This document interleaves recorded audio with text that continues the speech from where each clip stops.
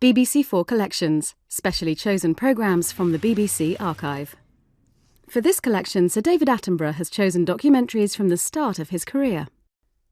More programmes on this theme and other BBC4 collections are available on BBC iPlayer.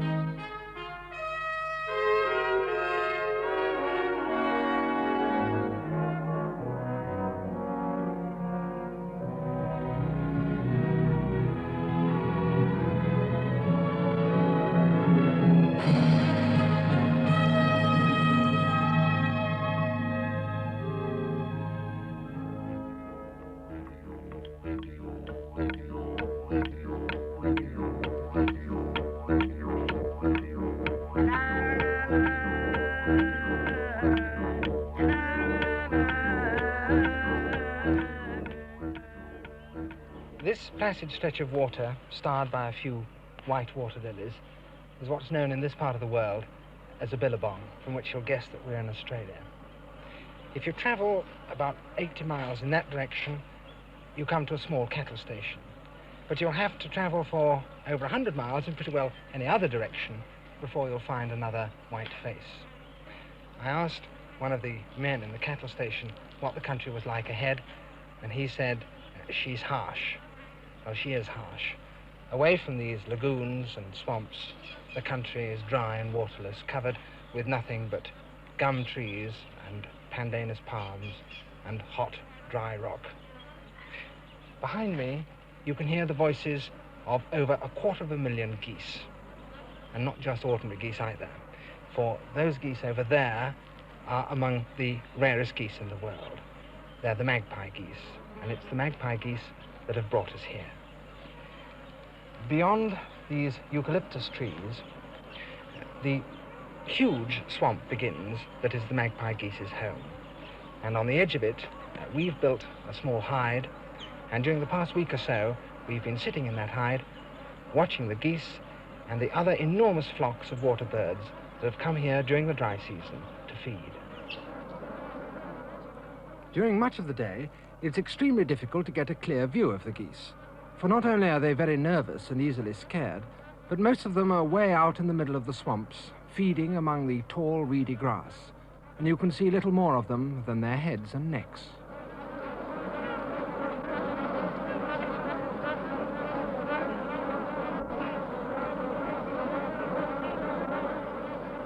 But when they've finished feeding, some of them leave the swamps to preen and clean themselves. Then you can see how very different they are from normal geese. Their legs are unusually long, only half-webbed, and with long claws. They have a hooked bill and a large knob on the top of their heads. In fact, they're so odd that some authorities have questioned whether they're really true geese at all. Their long legs and claws are of great help to them in feeding, for their favorite food is the bulbs of the plants which grow in these swamps. Elsewhere in Australia, they're extremely rare, but up here on the north coast, they still survive in vast numbers. A few years ago, attempts were made to grow rice on a large scale here, a little to the west. Hundreds of acres of land were cleared and sown. Millions of pounds were spent. The geese regarded this as a splendid increase in their feeding grounds. They descended on the fields in thousands. Nothing the cultivators could do would scare them off. Rattles, ingenious scarecrows of one sort and another were tried, but the area was too vast for them to be effective. Then the military were called in to keep up a regular fusillade of bullets over the swamps. They killed quite a lot of geese, but most of the flock simply flew off for half a mile or so and then settled down again out of range. Finally, the rice growers gave up. The enormous investment was written off, and the rice growing project was abandoned. The geese had won.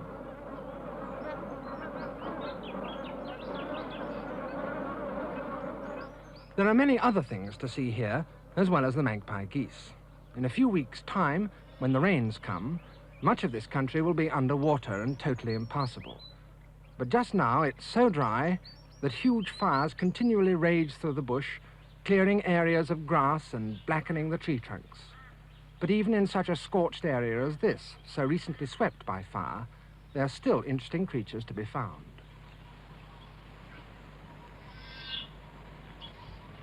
Just over there, I can see something that might look like a snake, but I'm fairly sure isn't. And that, I think, yes it is, it's a skink. A lot of people confuse the skink with the death adder and think it's poisonous and therefore kill it unnecessarily. But this isn't a snake at all. Its legs are very tiny. In fact, it's a lizard. And it's quite harmless.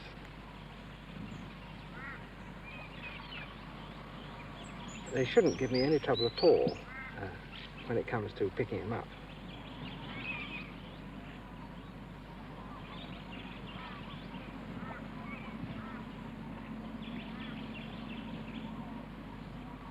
Now, the thing to do, although of course he's got a bit of a bite and I don't want to be bitten, but the thing to do is just pick him up behind the back of the neck.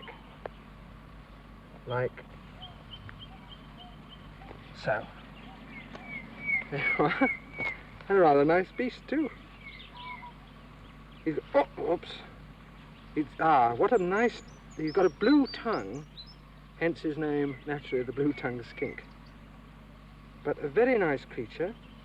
Actually, you don't have to come all the way up to Arnhem Land to see the blue-tongued skink. It occurs all over Australia, even as far south as Sydney. And it doesn't lay eggs, unlike many lizards. It gives birth to live young. And there it is, a rather fine example, whoops, of a blue-tongued skink. And having seen him, well, let's let him go again and go on with our walkabout.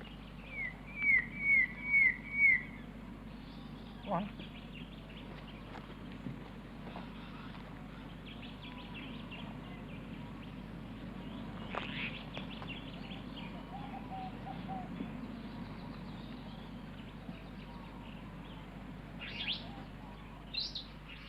But although all the country around here is so waterless and harsh, there are nonetheless a great number of very interesting animals to be seen. But you have to be pretty careful when you walk around in this sort of country, because around here, roaming among the gum trees, are over 250,000 water buffalo.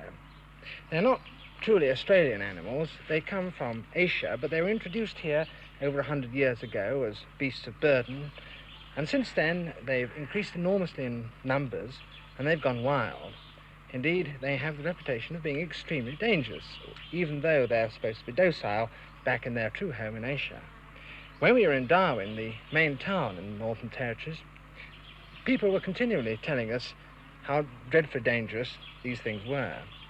We met one man who had spent 3 hours up in a gum tree while an angry bull buffalo tried to knock him and the tree down.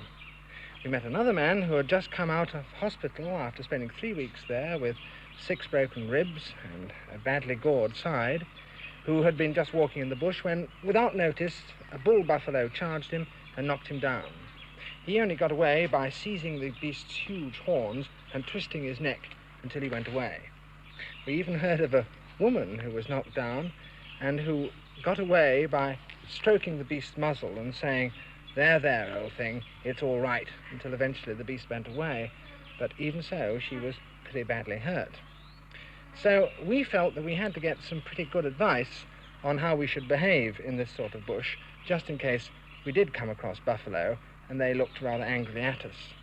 And the best person, it seemed to us, to give us advice was Yorkie Billy.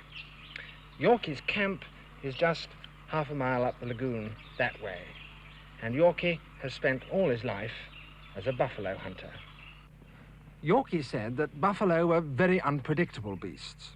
Sometimes they would just walk away, but other times they charged without warning. I asked him how you could tell if one was likely to be dangerous. Oh, I can tell the way they stand up. They got a bad-tempered look on them. So I have to look at a buffalo and try and sort out at a distance of 100 yards whether he's got a bad-tempered look. Yeah, that's the way. If he's got a very bad-tempered look, don't go near him.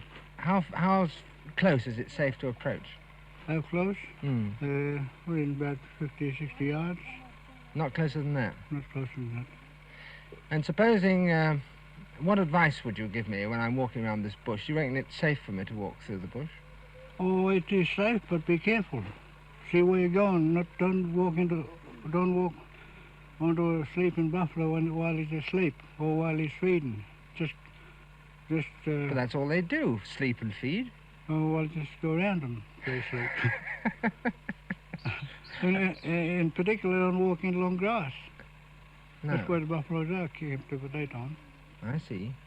And what happens if I see one who's looking bad-tempered and who moves towards me? What do I do then? Well, just keep away from him. Just walk away from him. Is he liable to charge? Yes, he'll charge. Can I dodge him? Or you could by getting up a tree or getting behind a tree, or if you have a gun in your hand. Well, I don't carry a gun, and I don't really like the look of these trees much because they haven't got any low branches to get up. Well, if he charges you, there's another way of getting away from him. If he charges you and he's coming full gallop at you, just fall flat on the ground. The buffalo will jump over you and gallop on. Will he? Yeah. I remember that. I shall probably pass out with fright. That's what I used to do when I was out in the plains. With no trees, within about 1 or 2 miles away, the nearest tree. That's what I used to do when a charging buffalo, fall flat on the ground, buffalo jump over me, charging buffalo. Have you been with buffalo all your life, working with buffalo? Oh, yes, been on buffalo jobs, cattle stations, droving, on railway jobs, working. But you used to shoot a lot of buffalo, didn't you? Oh, in the early days when the price was good. The skins were worth £15, up to nearly £20 a hide for an old big bull. And how many would you shoot a year?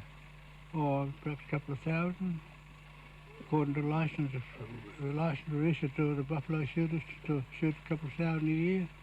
It's not worth shooting him now? No, not worth shooting them now. They protected now. Yeah, but there's no price for the skins, I suppose. No price for the skins now. Yorkie, were you born here? Yes, born in this country, Jim. In the Jim. Who was your father, Yorkie? My father, he come from Yorkshire. His name was William Alderson, but they called him Yorkie Mick. Yorkie Mick? Yorkie Mick. Yeah, because he came from Yorkshire? Yeah, nickname. Yeah. And my father was William Alderson, my name's William Alderson. Have you ever thought much about Yorkshire, Yorkie? Huh? Have you ever thought much about that place, Yorkshire? Never thought. Thought about what it's like? Oh, my father used to tell me what it's like. What do you reckon it's like? Snow country. Snow? Mm. Yeah. Everything gets snowed up, and you reckon everything had to be hand-fed, cattle, stock, everything locked in the house. Yeah. And my father used to be a farmer in Yorkshire, grow spuds and onions. Oh, yeah? Yeah. Where did you meet your wife, Yorkie? She promised to me first, and when the father and mother who had no husband for my wife, the father and mother gave them to me as a promise. What do you mean as a promise, Yorkie? A promise is a tribal promise. Mm-hmm. It says it's a sort of a tribal law. It's from the tribal affairs, and they give promise is a promise. You give this wife over to this man, it's your wife, to tell him forever. Well, when do you make this promise? I mean, how old would be the girl when they make the promise? Before they're born. Before they're born? Yes, before they're born. Yes, they promise if a man, by tribal affairs, the natives, if they got a auntie or a cousin, well, that woman will say, now, the first child born, if it's a girl, if it's a female or male, it's yours. If it's a female. Yeah. That promise don't break. How many children have you got, Yorkie? I got 5. 2 sons and 3 daughters. And who looked after your wife at the birth? Oh, I attended the birth myself. You? Too far away from the doctors. Oh, bad. Yeah. Bad luck. So you must know a fair bit about midwifery. Oh, yes, a bit of midwife. Yes, as well as everything else. Yorkie, this sort of country, is it pretty rich in animals? Rich food. In animals? In animals. Hmm. Yes, it is rich in animals all over this country. What sort of things can we see dingoes here? Oh, you'd see dingoes, but you'd have to look for them. They're pretty rare now, are they? Yes, they're pretty scarce around this country now. Lots of years they've been dying out, one thing or another, drought, no water. You've been shooting them? No? You've been shooting them too? Oh, sometimes I do, for a living. Because there's a reward, isn't there, for a dingo? There's a reward, a bonus for a quid. A quid for a dingo? Mm. Yorkie is not the only man who makes his living from the wild animals. Other people wandering in the bush depend on them for food, the Aborigines. These are their graves. The tribes of this part of the north coast are very different from the people of the central desert. No other Australian people erect monuments comparable to these huge sculptures hewn from tree trunks and decorated in brilliant colours. Perhaps the inspiration for them came from outside Australia, for seamen in canoes and prows have for centuries been visiting this coast from the islands of Indonesia in the west or New Guinea in the north. Not only do these Aborigines carve and paint, but they're also extremely gifted dancers. They dance as part of their sacred rituals, but they also dance for fun and entertainment because they enjoy doing so. These play-about dances they call yois, and often in them they enact the story of a hunt.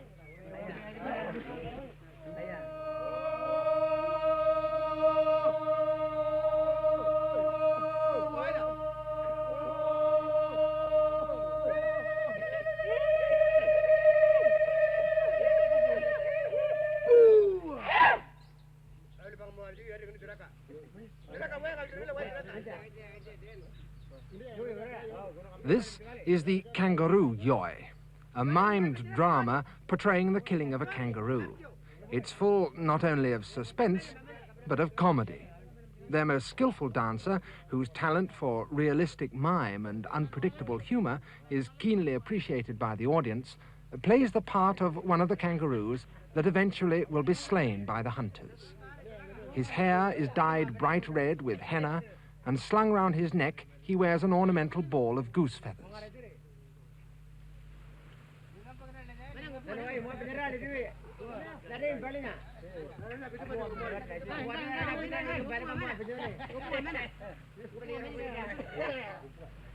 The kangaroos are squabbling among themselves and grazing, for as yet the hunters have not appeared.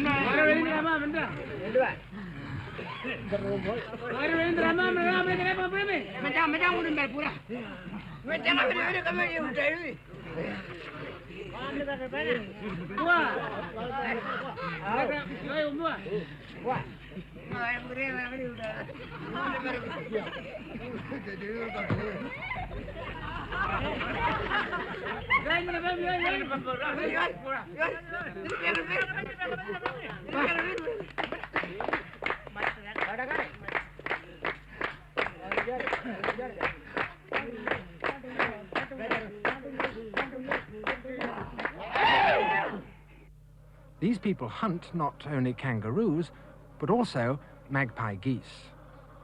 The approach to the swamps through the mangroves must be made in complete silence and with great caution. For if one bird is frightened and flies off, the whole flock will take to the air. And pelicans are more efficient sentinels than most.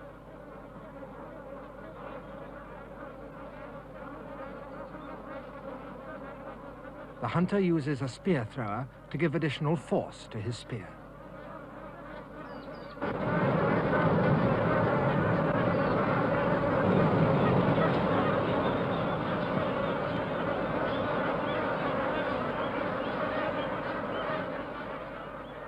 one plump goose lying in the now deserted waters of the swamp. A goose that will provide a good meal for a complete family.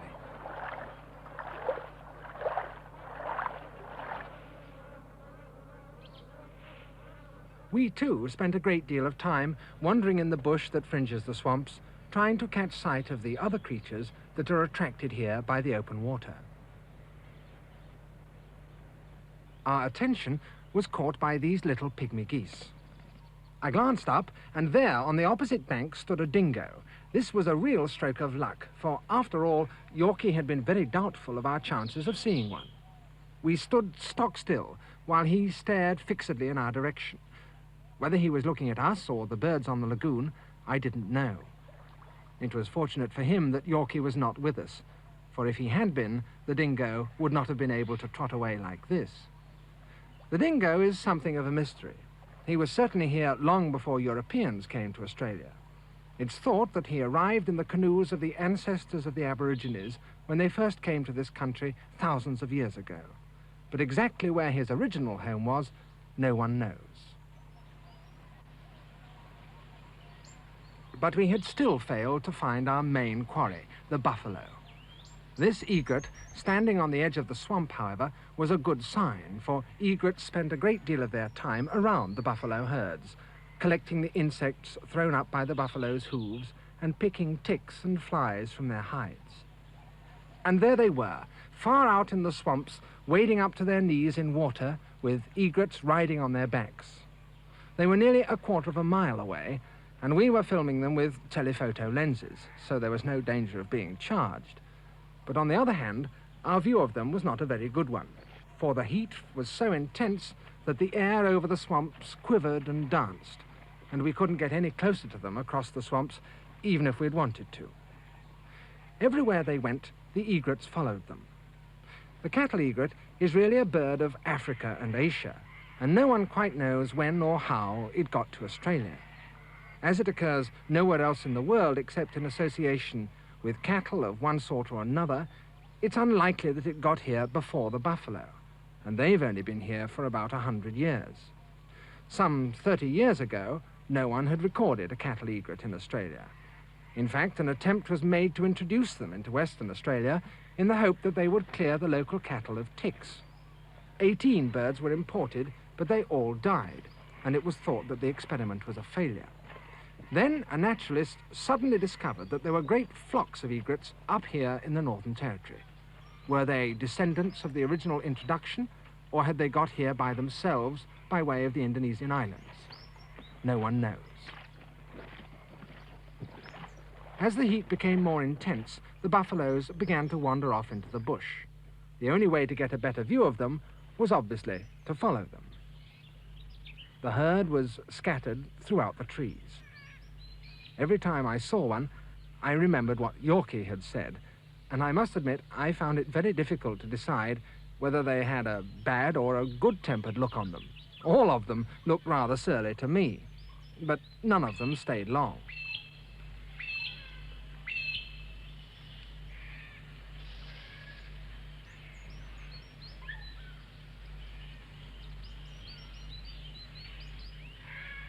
This was the nearest we had approached to one so far. He was a big old bull, and he snuffed our scent rather alarmingly. Then he was off. But he didn't go far.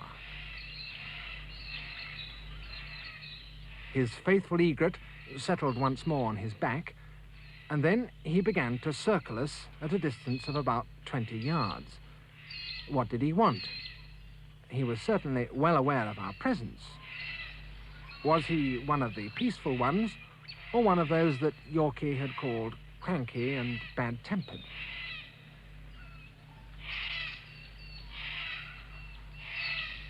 Well, if he did charge, we would be fairly safe in this sort of country, for there were more than enough trees to dodge behind or to shin up.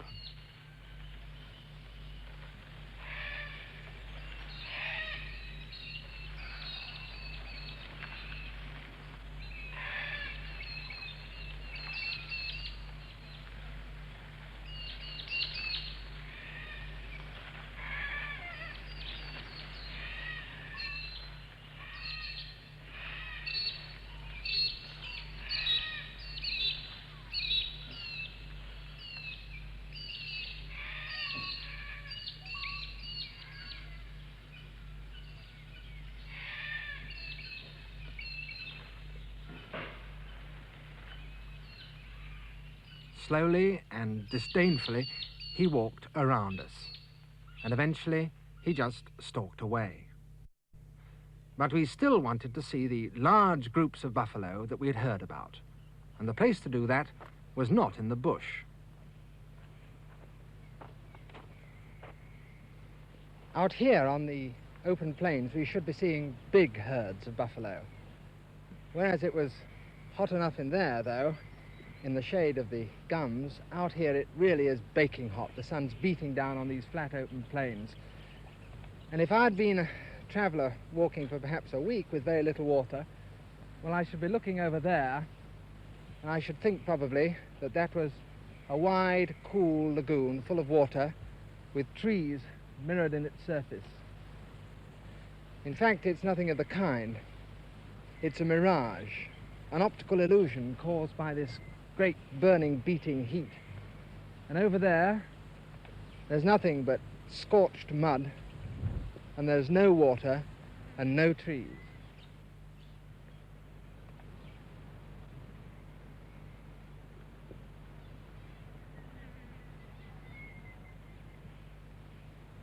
But there are the buffalo.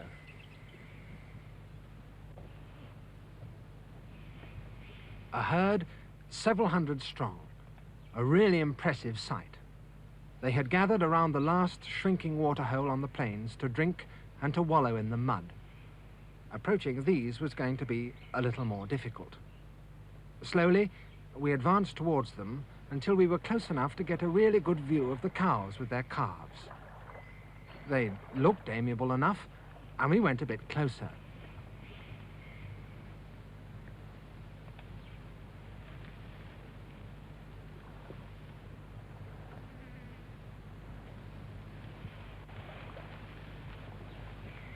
Here, too, they were tended by birds, though not by cattle egrets, by pied herons.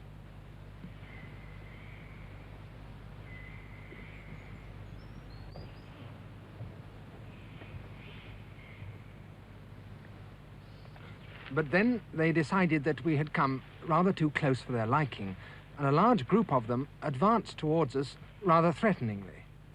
There were no trees to shin up out here. If they charged, the only thing to do would be to take Yorker's advice and fall flat on our faces.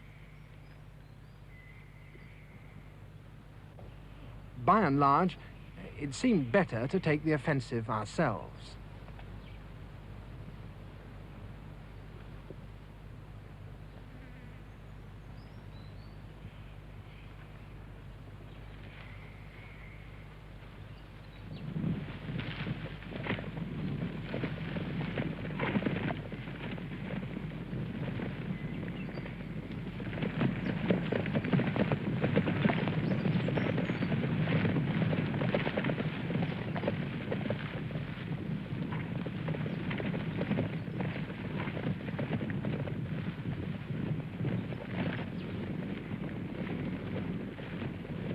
So maybe the buffalo is not so dangerous after all, provided that you can see him in good time and he can see you.